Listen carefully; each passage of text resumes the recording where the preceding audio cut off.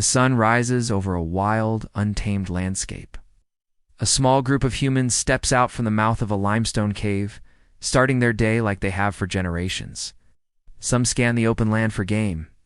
Others gather twigs and brush to feed the fire that's been kept glowing through the night.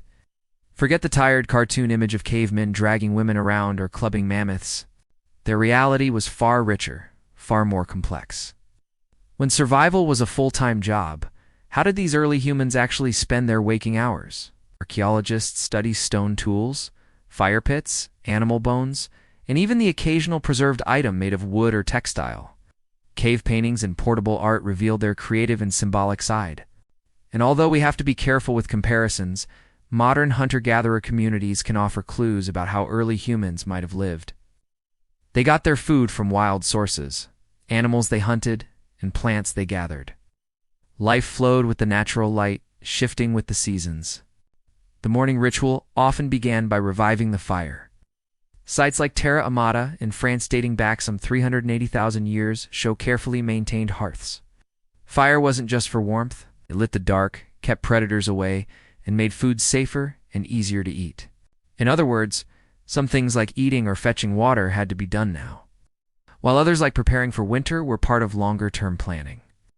Evidence from a site called Gesher Banat Yaakov in Israel, nearly 800,000 years old, shows early humans had a strong understanding of seasonal food cycles, which points to some pretty advanced planning skills. If the hunters were successful, they'd return with meat. The gatherers brought back fruits, tubers, nuts, and greens. As the sun set, the whole group would gather by the fire. These evening hours were more than just downtime. They were for sharing stories, making plans, and reinforcing social bonds. So, let's step into their world and explore how they spent their time. Once the fire was going, people got to work. It assessed the situation. Did they have enough food? Were their tools in good shape? Were there signs of animals nearby? But what exactly filled the days of our Paleolithic ancestors? That's more than 99% of human history, and all of it came before agriculture, before cities, and before writing. But don't think of it as one long, unchanging chapter. Adult males were usually the main hunters of big game, while women gathered wild plants and sometimes hunted small animals. But don't assume these roles were set in stone. Archaeological evidence suggests gender roles were flexible and adapted to each group's needs, changed depending on the time, the climate, and the location. People in those areas needed very different strategies compared to groups living in warmer climates or near coasts and rivers. Those near water often turned to fishing, while others hunted land animals or foraged in forests and grasslands. The daily experience of Homo habilis in Africa, 2 million years ago, would have been completely different from that of Cro-Magnons painting cave walls in France. 20,000 years ago, Paleolithic was packed with innovations tools, art, social structures that shaped the future of humanity. When we talk about cavemen, we're really referring to people who lived during the Paleolithic period and era stretching from about 2.6 million years ago, all the way up to around 12,000 years ago. Our best look into their lives comes from a mix of evidence. It's important to understand there wasn't a single Paleolithic lifestyle. Climate was a major factor. During the Ice Ages, massive glaciers covered parts of Europe and Asia, but despite these differences, all Paleolithic groups shared one core characteristic: they were hunter-gatherers. A typical Paleolithic day started with the sunrise. There were no alarm clocks, no schedules. Starting a fire from scratch was tough, so most groups kept embers smoldering through the night, ready to be blown back to life in the morning. Water was another daily necessity. Streams and springs were the go-to sources, and early humans used containers like animal bladders, woven baskets, and later pottery to carry it back to camp. Rather than rigid routines, their days followed a rhythm of what researchers call immediate return and delayed return activities. The day's focus, more often than not, was on getting food. Around midday, people might rest, especially in hotter climates, or they'd work on food prep, fix tools, or clean up the living space. Hunting, of course, was a central part of life, but it wasn't easy. It took real skill, cooperation, and sometimes a little luck. Early humans likely started out scavenging carcasses left behind by other predators, but by about 500,000 years ago, Places like Boxgrove in England give us evidence of actual hunting. Studies of ancient dental plaque have revealed traces of many plant species, including ones with medicinal properties.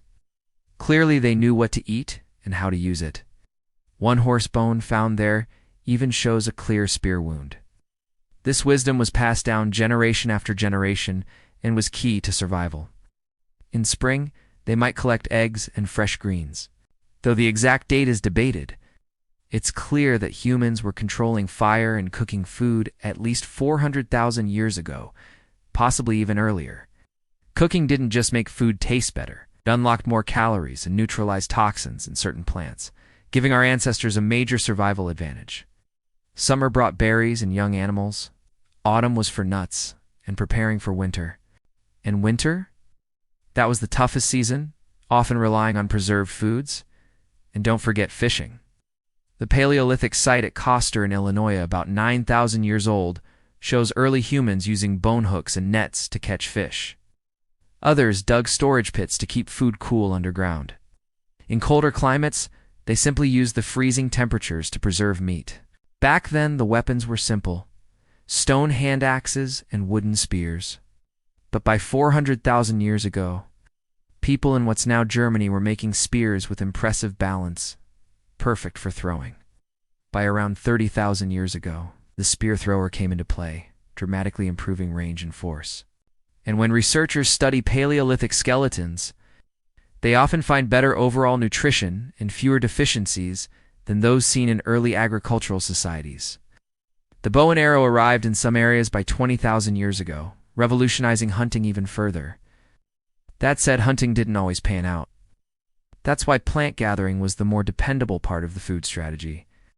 Gathering plants wasn't a casual activity. It took deep knowledge of where certain foods grew, how they changed with the seasons, and how to prepare them.